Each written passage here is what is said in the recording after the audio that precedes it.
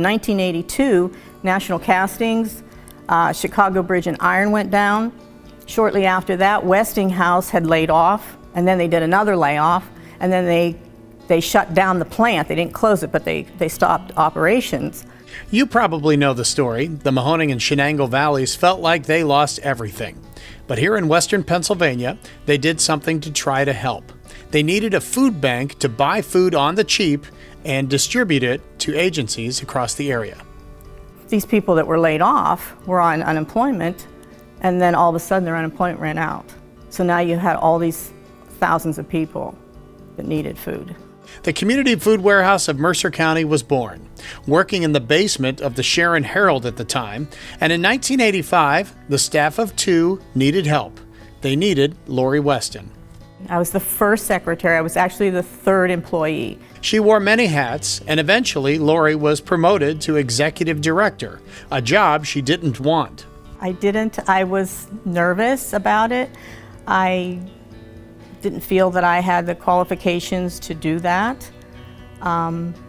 Fortunately, my boss, Michael Wright, he had a lot of confidence in me and said, "You can do it, you've done it, you've been doing it. You would just now do it on your own." Well, not completely on her own. Lori needed someone to take over her old position and asked permission to hire her sister, Mimi.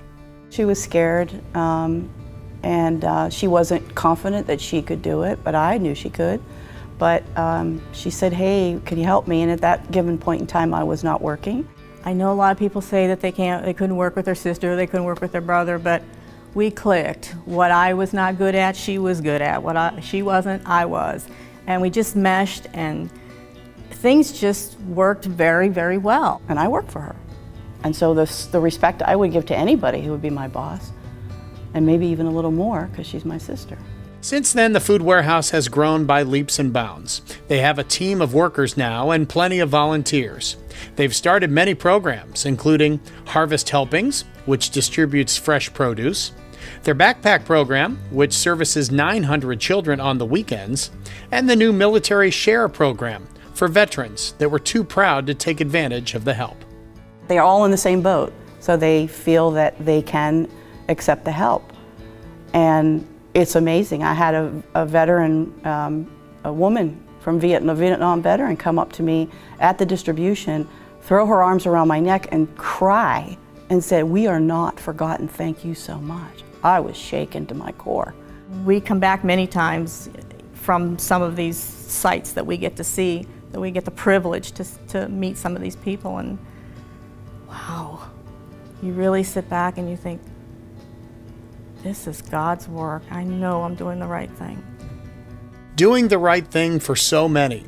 4,200 households and over 7,000 people depend on this facility and this community every month. This community is so supportive.